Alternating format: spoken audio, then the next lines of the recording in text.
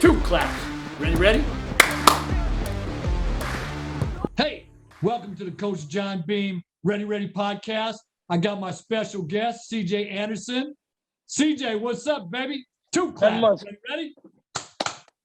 There we go. Talk to me, CJ. Nothing much, man. Just enjoying the retirement life, enjoying coaching, having some fun with that.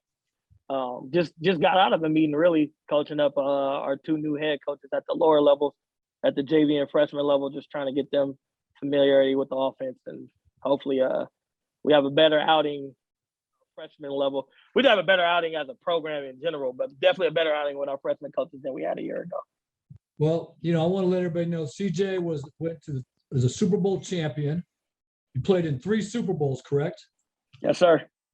And as a free agent. Yeah, the hard way. Does it make you hungry? Every day. I retired because I stopped being hungry. I love it. And then you got done, you retired, you stepped away from the game, you spent a year coaching at Cal, and then you took on the head coaching position at Monte Vista High School in Danville. How does it feel to be a head coach? It feels good. It's something that I knew I wanted to do probably my 6-7 year in the league. Kind of like that Ram and Carolina run when I was helping out Christian McCaffrey, who was it was his 2nd year in the league at the time, and then helping out Todd Gurley. It was his 4th year in the league at the time, and kind of helping them out growing. I kind of knew what, I got out of the Pro Bowl starter role, what I was in my career, and kind of was helping them out, giving them, keys and tools to be successful, how I saw the run game, how I saw protections, how I tried to help in the pass game. And then that's when I kind of was like, hey, man, I think I got a knack for this coaching stuff. I got these young dudes listening to me, and they're high-level players that were playing well, and the rest is where it's at today. I remember, so CJ went to Jesse Bethel High School, was a quarterback, DB. Then he kind of transitioned to running back, and then he came to Laney. He was at Laney Eagle, and I like to say Laney built. And I remember telling CJ, everybody says you're a D1 DB. What do you want to play? And you said running back. And you came here as a running back and basically broke all the records, right? I mean, All-American running back. But I thought what was interesting is in your sophomore year or last year at Laney, you did have to play coach on the field because at our time, our quarterback at the time had a speech impediment. We'd get nervous and couldn't do the snap count. So you had to call the snap count from tailback. And then you had to help make all the checks because we were a real check with me system, and you did all that. And you still ran when we couldn't throw the ball great. You still ran, 200 plus yards every game. And, I want to think that, one of the biggest things that you learned at Laney was that you had to be resilient, right? Because it wasn't easy to get to Laney every day, right? I tell people I used to get up at 4 a.m. to get here in time for practice. You want to talk a little bit about that? Yeah, I mean, I learned a lot, just if I go back to one of your old players and coaches you coach with who retired now, Coach T, playing that quarterback position at Bethel, teaching me what a 3 technique was and over fronts and under fronts and those things. I think that helped.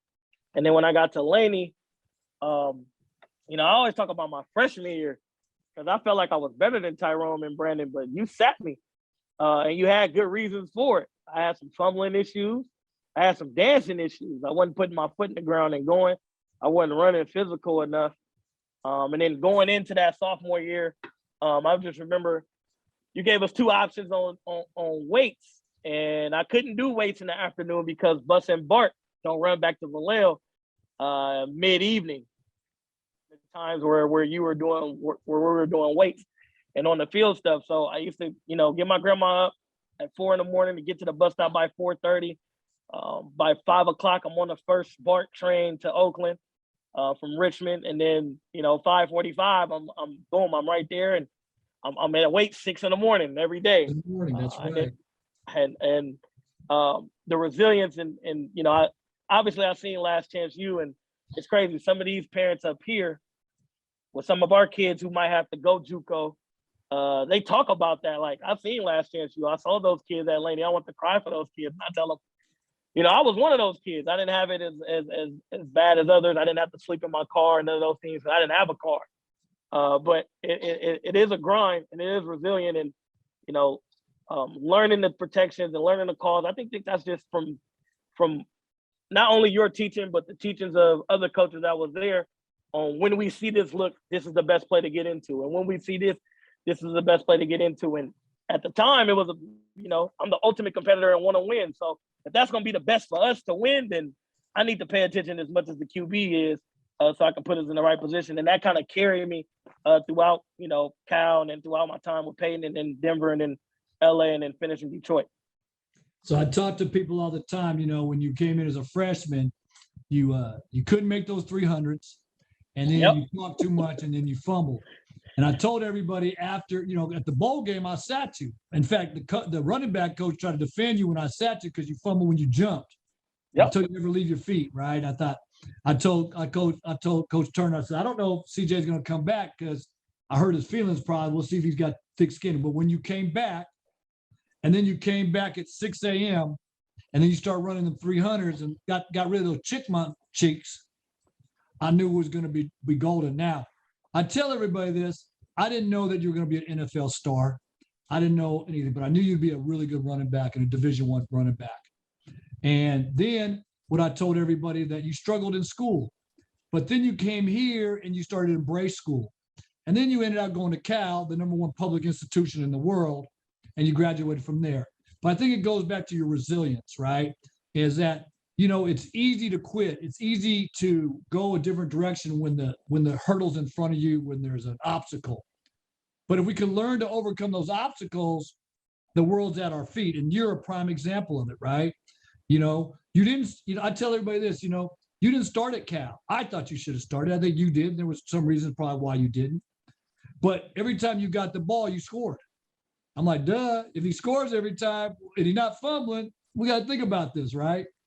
And then when you went to the combine and you ran that time, and everybody goes, oh, snap, this boy can run. And I was like, all right. And I remember this to this day. And that's how smart I am. You go, you're going to be a free agent, and you pick Denver. And I go, CJ, why'd you pick Denver? Because, Peyton just got there's a free agent. Boy, they're going to run the ball. And they had 2 first-round draft pick running backs ahead of you. Yep. And, you had your reasons. And sure enough, you saw something none of us did. And maybe you took the road that was going to be more of a journey, right? Because you thrived in that system. And it made sense afterwards when I thought about it, because when Peyton got there, he probably wanted a cerebral back, someone that could think like he did. And that was you right up, that's right down your alley, the way that you think. So tell me about that decision to pick Denver. How did that come about for you? Because you had 4 or 5 different teams ask you to, sign with them. Yeah, to be honest, so before the cerebral part with Peyton, the running back coach, Eric Studersville, kind of like challenged me. When they drafted Monte Ball, I remember getting a phone call from Coach E, and I told Coach E, like, hey, you drafted the wrong back. I obviously he had 83 touchdowns coming out of Wisconsin, but my combine numbers was better than his. My 40 was faster. My 5.10.5, I was the #1 running back. I was the #1 running back leading that. My bench was higher and stronger than his. So I'm sitting there like, man, why? And I get it, the film, the tape, football, why, right? I was like, you drafted the wrong back. And he said, well, if I did, come compete. Come compete. So that was the challenge first. And then when I got there and we got in a system where we got going and I got my opportunities, that the career is the rest. But what made me chose it was as you said, I like to thrive in those situations. I just thought I played better when I had everything to lose. When I had everything to lose, I thought I stepped up to the plate. When you benched me my freshman year, that bowl game, and I tell people that, people don't believe that. People do not believe that. I came back that sophomore offseason like pissed, like I got benched. And I got benched because of my doings, but I thought I was too good to be benched at one point just because of what I've done in high school. So I looked at that challenge when I was in Denver, like, all right, there's 2 guys ahead of you. They both been drafted, but you're better than both these guys. And if you get the opportunity, you'll thrive in that. And you have everything to lose. This is your dream. If you don't make it here, you're not going to make it nowhere. So that's kind of what made me pick Denver. And I think the cerebral stuff and stuff that came after why the decision also helped too. But it was more the challenge of, I got challenged by the running back coach saying, if you think I drafted the wrong guy, because that's my guy, Monte was my guy. If you think I drafted the wrong guy, then come prove me wrong. So I took that challenge up. Yeah, and I think this is my question to you, right?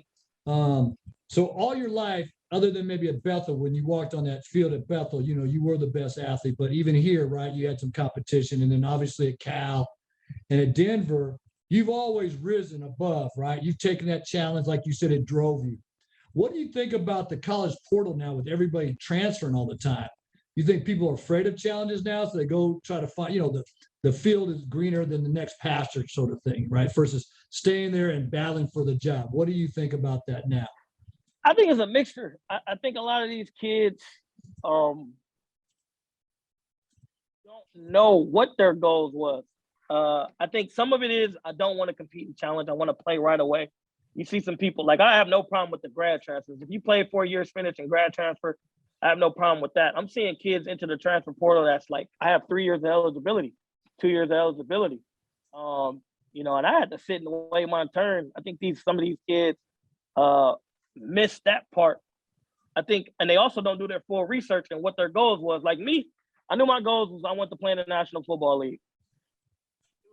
When out of all the schools that was looking at me when I was at Laney and recruiting me, I knew Cal was the best choice because they was putting running backs time after time, right? J.J. Ayrton, Marshawn Lynch, David Best, Shane Vereen, etc.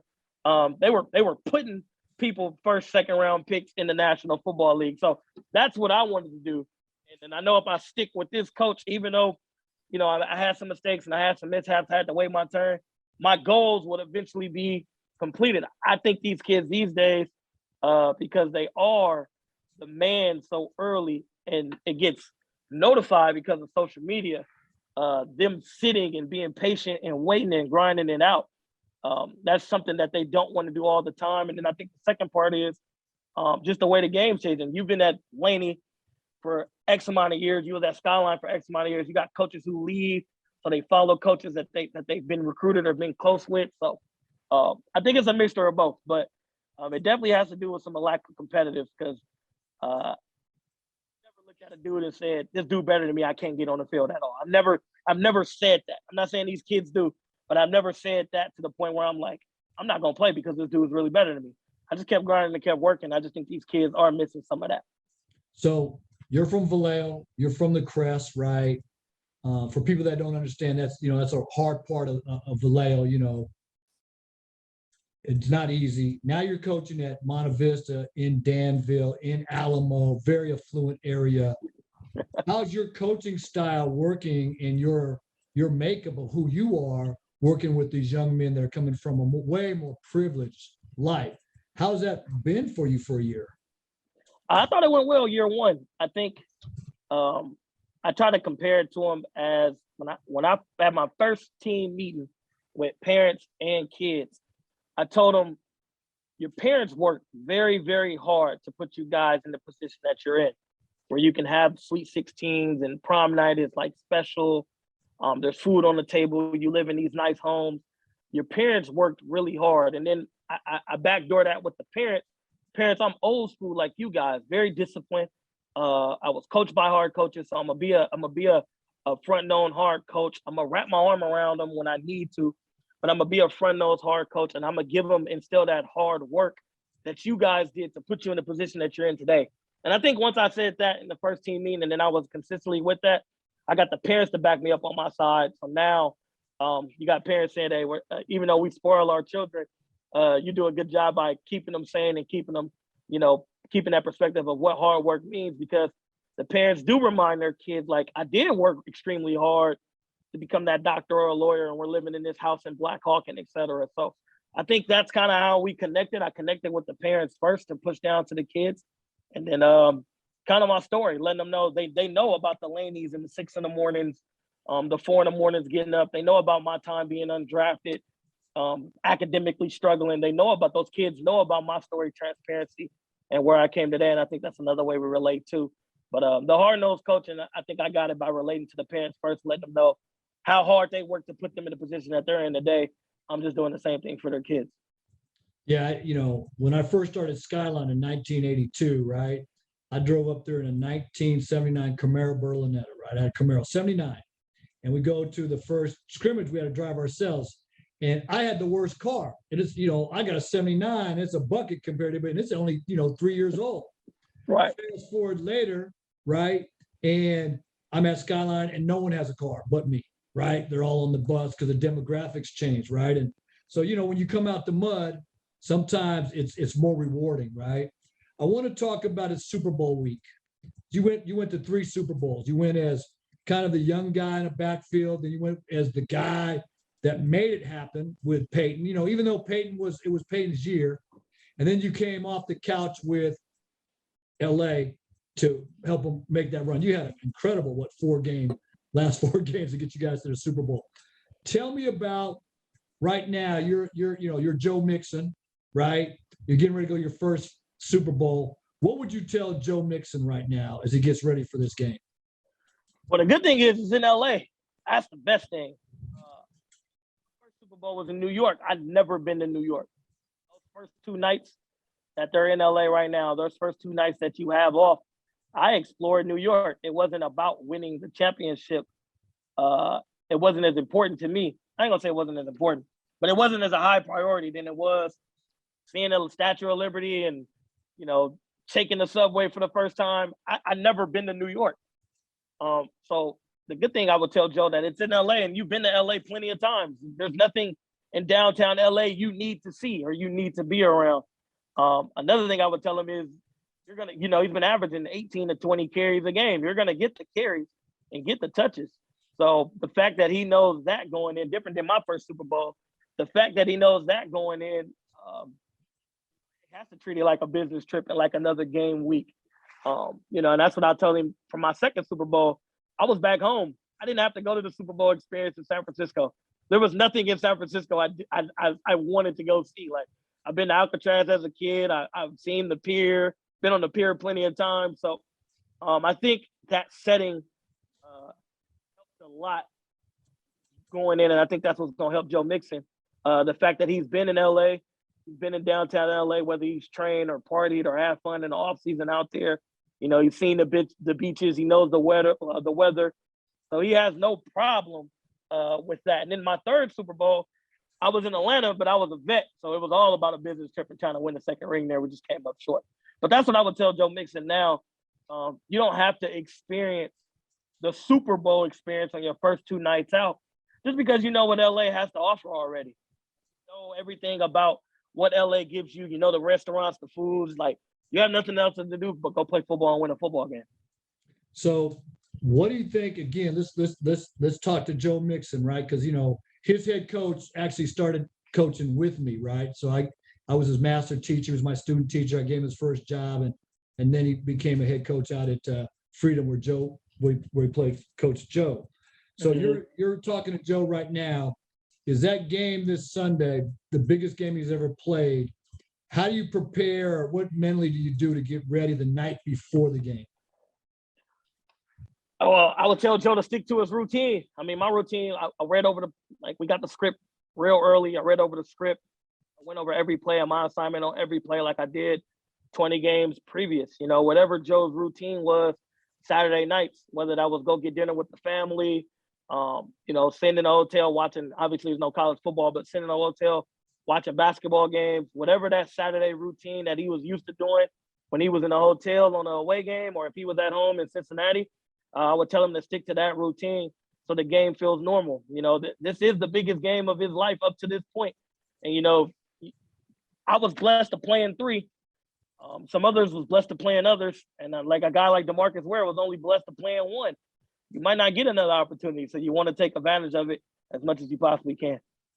What's it like pregame, right? Because I've been I've been there. I've been blessed to go to the Super Bowl. Saw you there. Where you scored, I was right above where you scored your touchdown, right? I got to be a media day when you did the interviews.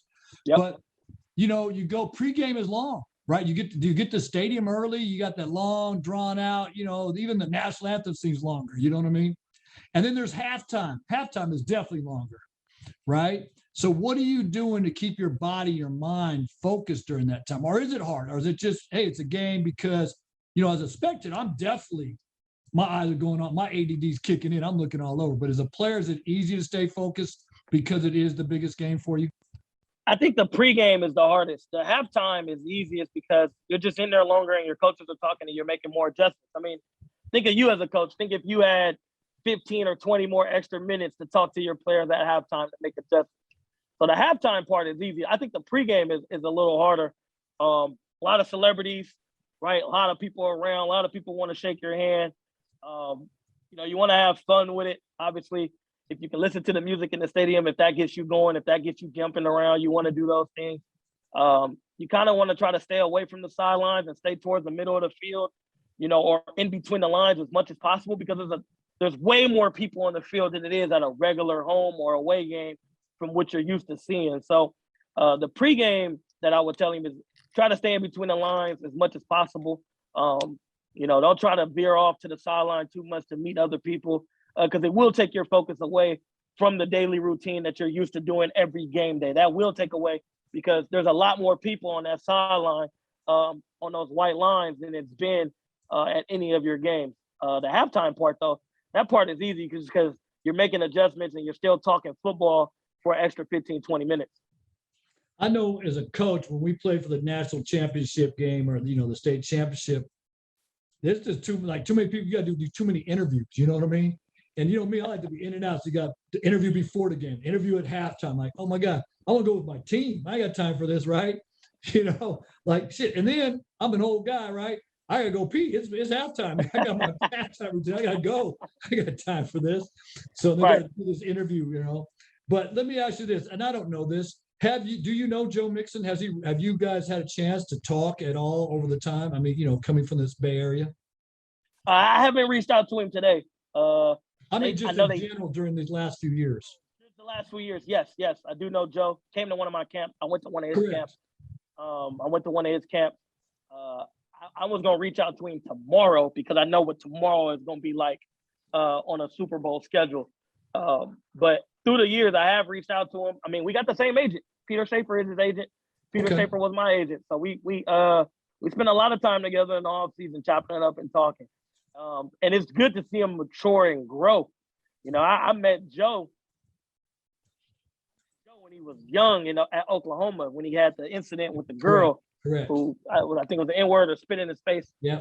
But I met him when he was young, like 18, 19-year-old Joe when my agent was recruiting him. And just to see him grow from that point to where he's at now, I think that's been the fun part and the best part. And let's see if he can come home with it this weekend. But seeing him grow, have reached out to him, have talked to him, and I know I'm going to reach out to him tomorrow just to give me some tips and some heads up leading up to the week. Hopefully that calms his nerves and he can go play ball. Well, Marshawn's got a ring. You got a ring. Now it's Joe's turn to go get a ring, right? If he ain't got a ring, he can't come back to Bay Area and even talk to y'all, right? Just like Naj, the same thing too. Naj, man, until you got one of these, don't come back. You can, you just carry the buckets, man. Bring the buckets out. It'd be tough, man. It'd be tough. He definitely has to go. He has to go do it. And I think they have a chance. I know a lot of people doubt them out. Obviously, Rams, high-powered defense. What they got up front, what their front four. But it's built to go get the pass rusher. And the Bengals run the ball. Like, if they can run the ball on Sunday, they got a shot. They got a shot if they can run the ball on Sunday. They have a chance to be very successful. And they stick to the run. Like, even in the AFC Championship game, they were down 18, but Joe Mixon still had 22 carries. Like, they still stick to the run, and they still find a way to make sure that they stick to their game plan. And as long as Zach Taylor does that, I think they'll be fine. So I want to, we've been talking about some good things here. I want to kind of change it up a little bit here and just with the NFL, right? With what's going on in the NFL. We talked about Coach, Anthony Flores, right? And he gets fired from Miami with two seasons in a row where he had a winning record. Yep. And then he comes out with his accusations about racism. Tell me about what you think about the NFL and racism. Or is there racism in the NFL? How about that? Let me just start with that. Well, I don't even preface. Do you believe there's racism in the NFL? Oh, 100%. Yeah, 100%. I was listening to a podcast maybe a year ago, and Hugh Jackson put something in, and I know Hugh, never coached by him, but had some conversations with him. But Hugh Jackson put something in perspective that made sense. At one point, maybe it was 3-4 years ago, the NFL is 100 years old. years old at like 3-4 years ago. And in between those first 100 years, I think it took like 60 years for it to get a first like Black employee. Right. Then you move 10 more years, 70 more years, right? It took first Black quarterback and first Black coaches and first Black. So like the owners, you know, coming from him, what he was saying on a podcast that made sense to me. Some of this stuff is still new. Minority is still new. Some of these owners and some of these people at high levels in the NFL. I think what Coach Flores is doing is a remarkable thing. You know, a lot of people saying he's suiciding his career by bringing this to light, which that can be true or false depending on you know, who's hiring and what's going on. But I do think it needs to be a change in the hiring process. I think there's a lot of African Americans or minorities in general who have knowledge of the game on both sides of the ball, who can lead a team, you know, deal with cap space, deal with manage money, deal how to manage personalities. I think those guys are out there. I think those guys do need an opportunity and a shot. You know, I think what's going on with his certain situation, you know, tanking for any kind of money, I don't think that's in any competitor's mind. I don't think not one competitor will do that. And if they do, that's something against their character. And then obviously the process between the Broncos and the Giants that he's investigating or he filed a lawsuit on, I think it was wrong and upright of how it went. If the Giants had their guy, they can have a courtesy call and let that guy know. Like you just saw the Eagles do it the other day. You know, the Eagles made a phone call, forgot to who it was, but they said, hey, man, you're not going to get this. Or no, when the Eagles, I think it was the Texans. I think they called Josh McCown. Yeah, the Texans. The Texans called Josh McCown and said, hey, man, we're going to go with a different guy. You're not our guy. I think that's courtesy. You know, I think if they would have done that, then we're not having that conversation with the Giants. And I think, you know, what the Broncos did, if they, you know, showing up late or, you know, being drunk at the interview, you know, if they did that with only BF and didn't do that with the other candidates in 2019, you know, and they hired Fangio, I think that's wrong. So I do think it needs to be some. You spent a number of years in the Bronco organization. Were you shocked by that allegation? Were you surprised by it? Nah. What he said about Elway, and don't get me wrong, I love John. John gave me a job and gave me an opportunity. But what he said about John, I've seen John drunk before. So, you know, this is it wouldn't, like, when he came out with it, it doesn't surprise me, you know, if John was or wasn't. You know, I've seen him drunk at practice. Like, I'm just, you know, that's just, we've all seen it. People know that if they've been in Colorado when it comes to Elway. But I think a lot of this is true. I think it's going to open up a lot of eyes and a lot of opportunities. And then, you know, if it's not true, then, you know, you have to fight this a different way and try to get after it a different way. You know, I don't think he's lying. I don't know why would anybody lie about these accusations or situations. But you fighting owners, man. I mean, Brady said it in his show. You know, it's 31 owners versus you. In this case, it's 32 owners versus him, and 32 billionaires is going to be tough to beat unless you got some hard-grown proof. It's going to be tough to beat. Couple things, right? I mean, what does it take, right? You know, sunshine, right? It takes sunshine to make something grow, right? So putting this out there and putting light on it, right? Will that help this grow? Here's a novel idea, right? So right now we have the Rooney Rule. We're saying that the Rooney Rule is not really working, right? You know, Mark Davis hired John Gruden. He said he was going to hire John Gruden before he even started the interview process, right? So the Rooney Rule says you have to, you know, interview a minority coach, right? Well, that didn't work. And then, you know, we just saw with the Giants and Flores, right? Okay, well, that didn't work, right? So your team, your franchise, the Broncos are up for sale right now, right? Would it be too much to ask the NFL, the 31 other owners, you got a franchise that's up for sale, that you sell it and you help a minority or Black owner buy the club? So, right? I mean, they gave a loan to the Raiders to help build their stadium, right? So we still want to make sure the Broncos, you know, the owners that trust, right, gets their money they want. So they say it's $4 billion, right?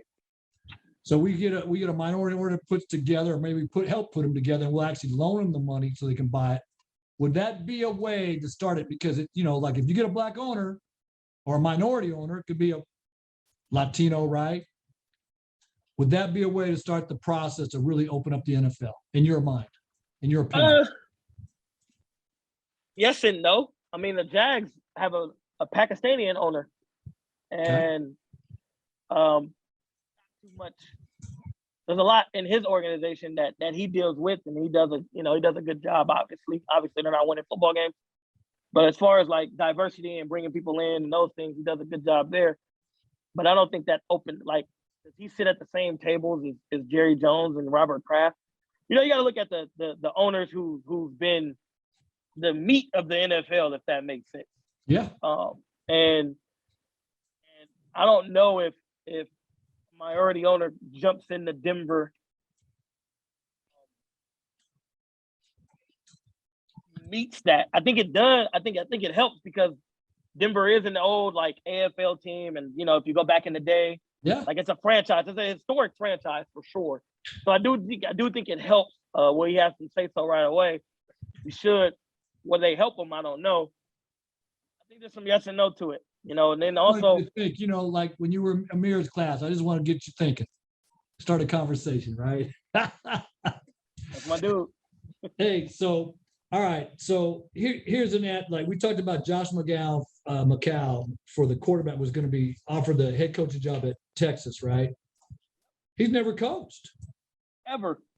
So you got Lovie Smith, right? You got, you know, Hugh Jackson you brought up, right? Anthony Flores. We got these coaches, black and minority coaches that have been, you know, toiling. Eric Bieniemy.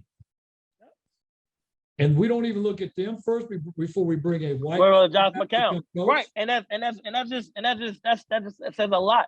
It says a lot about. I mean, this is the same owner that said you can't let the inmates run the prison. Correct. Like it's the same owner who said this too. Now about kneeling, right? That was all about kneeling during the national anthem. Right. So if it's a lot into it has, like you said, you got to shed light on it first. It has to be a lot into it. That makes the changes, but it has to be a conversation with other minority people. Like it can't be a conversation between the meat of the owners of the NFL, because the meat of the owners of the NFL is keeping it the way it is. Like, I don't know, like at one point, and I don't like the Broncos up for sale now, but remember at one point it was a struggle between the kids because Mr. Bolin, you know, was in two different marriages with two different kids, and those kids was fighting over the team, right? A lot of that, like same with Jerry. Like if once Jerry, right, moves on from the NFL, you can just slam dunk and say the team gonna be passed down to his son, right, or sons, right. So it has to be an easier way for minorities to get in, right, to put their money in, because there's plenty of wealthy African Americans out there that probably want to get into this, but it has to be a way where they can get in, right, have a say, and then get other people in. I don't know what that answer is. Can Denver be the catalyst of that answer? I think it's like I said, I think it's a yes or no. Yes, because it's an historic franchise, but no, because the meat of the NFL, right, is still who they are. Like you would think the Rooneys are the meat of the NFL because Pittsburgh, historic franchise, got the Rooney Rule and those things. But rings. Right, but they're not hammering down, right? And they could be, right? They could be outnumbered too, but they're not hammering down when it comes to certain owners in the NFL that still kind of runs the national. Even though all 32 teams have their own thing, there's certain NFLs that you can name that probably runs those meetings and run those tables. So there's a Ray Babbitt, right, that lives out in your area, Danville. Yep. He's African American, right? He is, you know, he put together an ownership group here to buy a franchise to bring an NFL team back to the NFL, back to Oakland. I don't know if you knew that. So it's a black-owned consortium to come and purchase a team. So, all right, do you think your boy Peyton and his family buy the Broncos? I don't think so. I mean, it'd be shocking if they do. The conversations I've had with my man 18, try to buy the Titans whenever that comes up. Okay. They already got a percentage of the Grizzlies. They already got their house out there down in Tennessee. You know, Ashley, the wife, she already, I think it's like 6% or something. She's a heavy stake owner with the Memphis Grizzlies. I think they want to keep their thing in Tennessee. Okay. But it wouldn't shock me if he puts in on the group for the Broncos, because he does want to own the team. You know, it wouldn't shock me. And he's played with so many, but that's another thing too. You get old players who does it. He's played with so many different type of styles and teammates, you know, from myself to Edgerrin James to like Von Miller. He's played with so many styles and type of teammates and different backgrounds. You know, maybe it's a player that comes in and changes from the inside, you know, with the majority stake. You know, it can go that way too. The never know. NFL is a billionaire league, right? That bunch of millionaires playing, but Peyton could be one of the few, could be a billionaire. Him and Tom Brady might have the money. All right, we're about done here, CJ. So here's my last thing for you. Give me a prediction. Who wins the Super Bowl? Your team, LA, or your boy Joe Mixon's Bengals? What are you going for, baby? Who I want to win. I want to see Joe bring it on. I also like Zach Taylor, good dude. But what I think, man, now Rams by 7. I think it's a close game. I think the Rams by 7, and part of it is I think he gets into a passing game. I think Von and AD takes off. Yeah, but who I want to win though, I would love to see the Bengals win that Super Bowl. So, yeah, what's your boy Von talking about right now? He must be just ready to tee off. Oh, he's just juicing. He's ready to go, right? And I gotta, you know, this is the hater side of me. The reason why I want the Bengals to win, because other than Shaq Barrett, right, he got to play with 2 GOATs. He got to play with Peyton and Tom, so that don't count. Everybody else who made the Super Bowl on our team, I just want them to keep that 1 ring because I got 1 ring. So, so I don't want Von to get 2 rings because I got 1 ring.